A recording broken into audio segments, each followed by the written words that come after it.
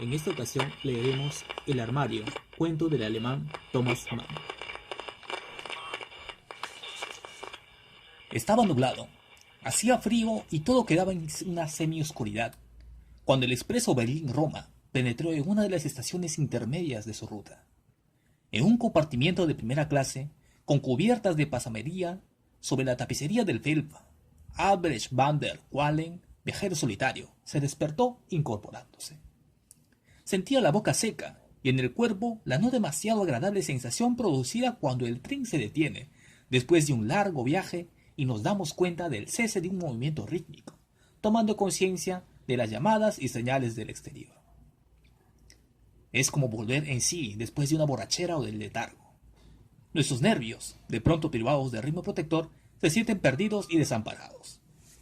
Pero aún, es peor, si acabamos de despertar del pesado sueño en el que se cae durante los viajes en ferrocarril. Albrecht van der Wallen se despertó un poco, se acercó a la ventanilla y bajó el cristal. Miró a lo largo de los vagones.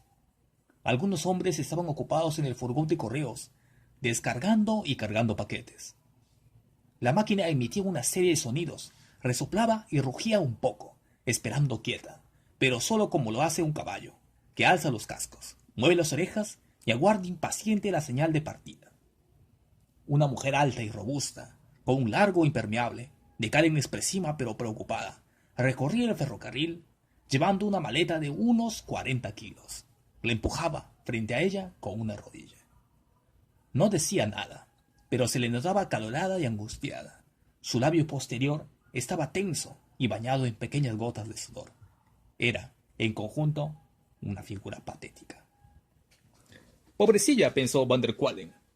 Si pudiese ayudarte, aliviarte, hacerte subir, solo para la tranquilidad de ese labio superior. Pero a cada quien lo suyo. Así están dispuestas las cosas de la vida. Yo me quedo aquí, perfectamente despreocupado, mirándote como miraría a un escarabajo panza arriba. El cobertizo de la estación estaba casi sumido en la oscuridad. Madrugada o anochecer, no lo sabía. Había dormido. ¿Quién podía decir si habían sido 2, 5 o 12 horas? En alguna ocasión había dormido durante 24 o quizás más, de un tirón, con un sueño extraordinariamente profundo. Llevaba un grueso abrigo, corto con cuello de terciopelo. Por su complexión era difícil decir su edad. Se podía dudar entre los 25 y final de los 30. Su piel era amarillenta, pero los ojos eran negros como ascuas y estaban rodeados de profundas sombras oscuras. Aquellos ojos no presagiaban nada bueno. Varios doctores, hablando francamente, de hombre a hombre, le habían dado pocos meses de vida. Su cabello negro estaba lisamente partido a un lado. En Berlín, aunque Berlín no había sido el principio de su viaje, había subido al tren cuando éste empezaba a moverse, llevando como casualidad un maletín de piel rojiza. Se había dormido y ahora, al despertar, se encontraba tan completamente desligado del tiempo que le invadió una sensación de alivio. Se recogió con la idea de que al final de la fina cadena que llevaba alrededor del cuello había únicamente una pequeña medalla metida en el bolsillo superior de su chaqueta. No le gustaba enterarse de la hora o del día de la semana, y lo que es más, no tenía tratos con el calendario. Hace algún tiempo que había perdido la costumbre de saber el día del mes y hasta el mes del año. Todo tenía que estar en el aire, pensó, y la frase, aunque vaga, era comprensible. Este programa, nunca muy raramente, había sido alterado, pues se tomaba el trabajo de mantener todo conocimiento molesto a distancia. Después de todo, ¿no era suficiente con saber más o menos la estación del año? Debemos estar más o menos en otoño, pensó, mirando el húmedo y sombrío tren. Es lo único que sé, ni tan solo sé dónde estoy. Su satisfacción ante este pensamiento le hizo estremecerse de placer. No vi a dónde estaba. En Alemania, con seguridad. En el norte de Alemania, habría que verlo. Mientras sus ojos continuaban pesados por el sueño, la ventanilla de su compartimiento se había deslizado ante un letrero luminoso. Quizá llevaba escrito el nombre de la estación, pero ni la imagen de una sola letra había sido transmitida a su cerebro. Aún aturdido, había oído cómo el revisor gritaba el nombre 2 o 3 veces, pero no había capturado ni una sola sílaba. Afuera, en la semipenumbra, de la que no se sabía si de día o de la noche se extendía un lugar extraño, un pueblo desconocido. Albrecht van der Qualen cogió su sombrero de fieltro de la red, su maletín de piel rojiza, la correa que aseguraba la manta escocesa de seda y la lana roja y blanca, enrollada alrededor de un paraguas con empuñadura de plata. Y aunque su billete marcaba Florencia, dejó el compartimiento y el tren. Caminó a lo largo del cobertizo, depositó su equipaje en la consigna, encendió un cigarrillo, metió las manos, no llevaba ni bastón ni paraguas, en los bolsillos de su abrigo y salió de la estación. Afuera, en la húmeda, tenebrosa y casi vacía plaza, 5 o 6 cocheros de punto hacían chasquear sus látigos. Un hombre, con gorra galoneada y larga capa en la que se arrugaba tembloroso, preguntó educadamente: ¿Hotel zum Bravenmann? Van der Qualen le dio las gracias cortésmente y siguió su camino. La gente con quien se cruzó llevaba el cuello del abrigo subido. Él subió el suyo, escondido la barbilla en el terciopelo. Fumó y continuó caminando, ni lentamente ni demasiado aprisa. Pasó a lo largo de una pared baja y una vieja puerta flanqueada por 2 pesadas torres. Cruzó un puente con estatuas en los barandales y vio el agua deslizarse lenta y turbia bajo él. Un largo bote de madera, viejo y carcomido, se acercó, conducido por un hombre con una larga pértiga en la popa. Van der Qualen se quedó un momento reclinado sobre el barandal del puente. Aquí, se dijo, hay un río. Este es el río. Es agradable pensar que lo llamo así porque no sé su nombre. Y siguió caminando. Continuó hacia adelante un rato, por el adoquinado de una calle que no era ni muy estrecha ni muy ancha. Después dio la vuelta a la izquierda. Anochecía. Empezaban a encenderse los fanales, vacilaban, brillaban chisporreando y después se iluminaba la penumbra. Las tiendas estaban cerrando. Entonces hay que concluir que estamos, no cabe duda, en otoño, pensó Van der Qualen, siguiendo por el camino negro y húmedo. No llevaba chanclos, pero la suela de sus botas era muy gruesa, duradera y firme, aunque no era por ello menos elegantes. Se mantuvo a la izquierda. Los hombres pasaban por su lado, se apresuraban hacia sus negocios o volvían de los mismos. Yo camino entre ellos, pensó, y estoy tan solo y soy tan extraño a ellos como jamás lo ha sido hombre alguno. No tengo negocios ni metas, no tengo ni un bastón en que apoyarme. Nadie puede ser más retraído, libre y desligado. No le debo nada a nadie, y nadie me debe nada a mí. Dios nunca ha tendido su mano sobre mí. Él no me conoce. La desdicha honesta, sin caridad, es una buena cosa. Un hombre puede decirse a sí mismo: no le debo nada a Dios. Pronto llegó al final de la población. Probablemente la había cruzado en diagonal y se encontró en una ancha calle de los suburbios flanqueada de árboles y villas.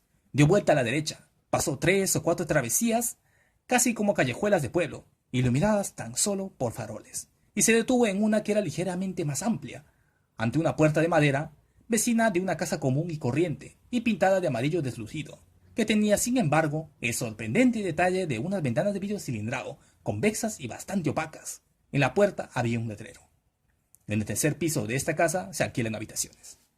«Ah», murmuró. Tiró la punta de su cigarrillo, siguió a lo largo de un entarmeado que formaba la línea divisoria entre 2 propiedades, giró a la izquierda y entró en la casa. Una grasienta alfombra gris corría a lo largo de la entrada. La cruzó en 2 pasos y empezó a subir por la escalera de madera.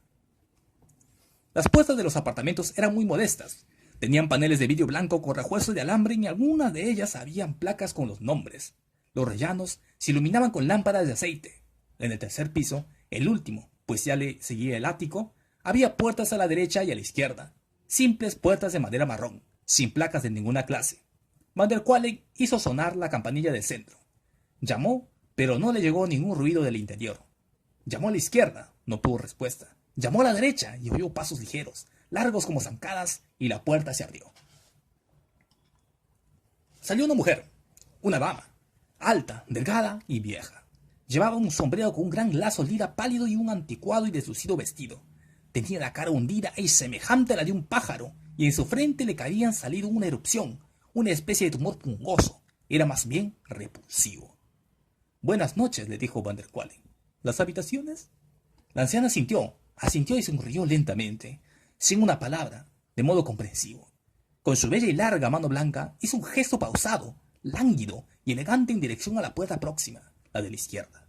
Después se retiró y apareció de nuevo con la llave. «Vaya», pensó él, cuando detrás de la mujer esperaba que abriera la puerta.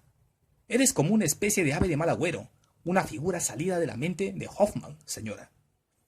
Ella descolgó la lámpara de aceite de su gancho y le enseñó el camino. Era una habitación pequeña, de techo bajo y suelo oscuro. Sus paredes estaban cubiertas con esteras de color pajizo. Había una ventana en el fondo de la pared de la derecha, oculta tras largos y delgados pliegues de muselina blanca. Una puerta blanca, también a la derecha, conducía al otro cuarto. Este se hallaba patéticamente desmantelado, con llamativas paredes blancas, contra las que se apoyaban 3 sillas pintadas de rojo, que parecían fresas en nata batida. Un armario, un lavabo con espejo. La cama, una impresionante pieza de caoba, reposaba libremente en el centro de la habitación. ¿Tiene alguna objeción?, preguntó la anciana, pasando ligeramente la bella y larga mano blanca sobre el tumor pungoso de la frente.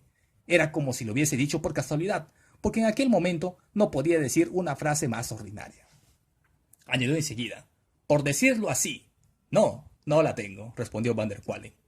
Las habitaciones están bastante bien amuebladas. Me las quedo. Quisiera que alguien fuese a recoger mi equipaje a la estación. Aquí está la contraseña. ¿Sería usted tan amable de hacer la cama y traerme un poco de agua? ¿Me dará la llave de la calle? Y la de piso. Quisiera un par de toallas. Me lavaré e iré a cenar al centro. Volveré más tarde. Sacó un poco de jabón de una caja niquelada que traía en el bolsillo y empezó a lavarse la cara y las manos. Mientras lo hacía, miraba por las ventanas convexas a lo lejos, más allá de las calles suburbanas, cenagosas y iluminadas con gas, más aún de las luces de arco y las villas. Mientras se secaba las manos, pues el armario era cuadrado, barnizado de color marrón y con algunas grietas que culminaba en una sencilla moldura curva. Estaba en el centro de la pared de la derecha, exactamente en el nicho formado por una segunda puerta blanca, que como es natural, comunicaba con las habitaciones a las cuales la puerta principal y la del medio de rellano daban acceso. Algo hay en el mundo que está bien dispuesto, pensó Van der Qualen. Este armario se adapta al nicho de la puerta como si lo hubiesen hecho a medida. Lo abrió. Estaba completamente vacío, con varias hileras de ganchos en el techo, pero no tenía fondo, y en su lugar había un trozo de arpillera gris y arrugada, sostenida en las 4 esquinas por clavos o tachuelas. Van der Qualen cerró la puerta del armario, cogió su sombrero, se levantó de nuevo el cuello del abrigo, apagó la vela y salió. Al llegar a la puerta de la entrada, le pareció oír, mezclado con el ruido de sus propios pasos, una especie de tintineo en la otra habitación, un sonido metálico, claro y suave, pero quizá se equivocaba. Era como si un anillo de oro hubiese caído una jofaina de plata, pensó mientras cerraba la puerta exterior. Bajó la escalera, salió a la calle y se dirigió hacia el centro del pueblo. Entró en un restaurante de una calle animada y se sentó en una de las mesas delanteras, dándole la espalda a todo el mundo. Comió soupe aux fines herbes, un filete con un huevo zancado, compota y vino, un pequeño pedazo de gorgonzola verde y media pera. Mientras pagaba y se ponía el abrigo, le dio algunas chupadas a un cigarrillo ruso. Después encendió un puro y salió. Vagó un poco, encontró el camino de su pensión en los suburbios y fue hacia allí sin prisas. La casa, con las ventanas de vidrio cilindrado, aparecía apagada y silenciosa cuando Van der Qualen abrió la puerta de la calle y subió por la oscura escalera. Fue iluminándose con cerillas y abrió la puerta marrón a mano izquierda, en el tercer piso. Dejó su sombrero y abrigo sobre un diván, encendió la luz de su inmenso escritorio y encontró allí su maleta y su manta de viaje con el paraguas. Desenrolló la manta y sacó una botella de coñac y un vasito. Fue bebiendo a pequeños sorbos, sentado en un profundo sillón, mientras terminaba de fumarse el puro. Es una suerte, después de todo, pensó, que haya coñac en el mundo.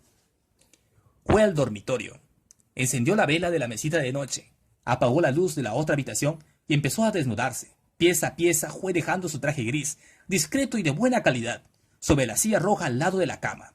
Pero al soltarse los tirantes recordó que su sombrero y abrigo aún estaban sobre el diván. Los trajo al dormitorio, abrió el armario, pegó un salto hacia atrás y buscó apoyo en su espalda hasta asir una de las grandes bolas rojas de caoba que adornaban los postes de la cama. La habitación, con sus 4 paredes blancas, en las que 3 sillas rojas saltaban como presas en un plato de nata, se recortaba en la inestable luz de la vela. Pero el armario estaba abierto y no estaba vacío. Había alguien dentro, una criatura tan encantadora que el corazón de Albert Van der Qualen se detuvo un momento y después volvió a funcionar en largos, profundos y plácidos latidos. Ella estaba totalmente desnuda y uno de sus brazos esbeltos se levantaba para engarzar un dedo en uno de los ganchos del techo del armario. Largas oleadas de cabello castaño caían sobre sus hombros infantiles, respirando ese encanto al que no cabe otra respuesta que un sollozo. La luz de la vela se reflejaba en sus ojos rasgados. Su boca era un poco grande, pero tenía una expresión tan dulce como la de los labios del sueño cuando, tras varios días de dolor, nos besan la frente. Sus caderas formaban nido y sus esbeltas piernas se pegaban la una a la otra. Albrecht van der Qualen se restregó los ojos con una mano y volvió a mirar, y advirtió que en un rincón de la derecha la arpillera se había soltado del fondo del armario. ¿Qué? Murmuró. ¿Quiere usted entrar? ¿Quiere que cierre? ¿No desea un vasito de coñac? ¿Medio vasito? Pero no esperaba respuesta y no obtuvo ninguna. Los ojos brillantes y rasgados, tan negros que parecían sin fondo e inexpresivos, lo miraban fijamente, pero sin intención y en cierta manera empañados como si no lo viesen. ¿Quieres que te cuente un cuento?, dijo ella de pronto, con una voz baja y profunda. Cuéntamelo, contestó él. Se había dejado caer sobre el borde de la cama, con el abrigo sobre las rodillas y con las manos apretadas encima de él. Su boca estaba ligeramente abierta y tenía los ojos medio cerrados, pero la sangre latía tibia y suavemente por todo su cuerpo y sentía un suave zumbido en los oídos. Ella se había dejado caer sentada en el armario y con su delgado brazo se rodeaba una rodilla doblada. Tenía la otra pierna extendida ante sí. Sus pequeños senos se unían bajo la presión de sus brazos y la luz resplandecía en la piel de su rodilla doblada. Hablaba con voz suave, mientras la llama de la vela continuaba su danza silenciosa. Dos caminaban entre los brezales, la cabeza de ella reposando en el hombro de él. Cundía el aroma de todas las cosas nacidas, pero la niebla nocturna empezaba a levantarse de la tierra.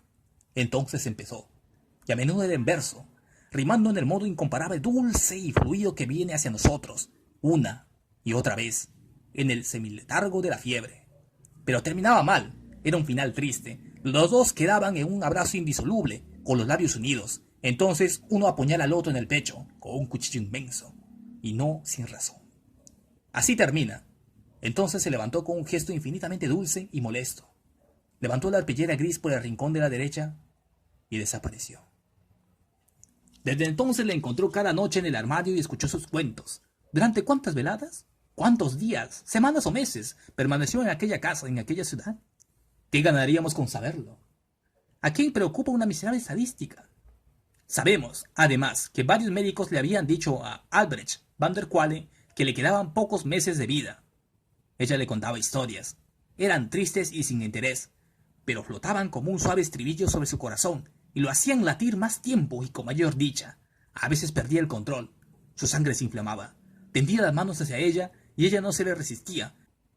Pero entonces, durante varias veladas, no la encontraban en el armario, y al regresar, permanecía callada durante varias noches. Después, poco a poco, empezaba a hablar, hasta que él perdía nuevamente el control. ¿Cuánto duró? ¿Quién lo sabe? ¿Cómo saber si Albrecht van der Qualen se despertó en aquella tarde gris y bajó del tren en aquella desconocida ciudad? Quizá permaneció despierto en su vagón de primera clase y dejó que el expreso Berlín-Roma le llevase velozmente más allá de las montañas. ¿Cargaría cualquiera de nosotros con la responsabilidad de contestarlo de modo definitivo? Todo es incierto. Todo puede estar en el aire.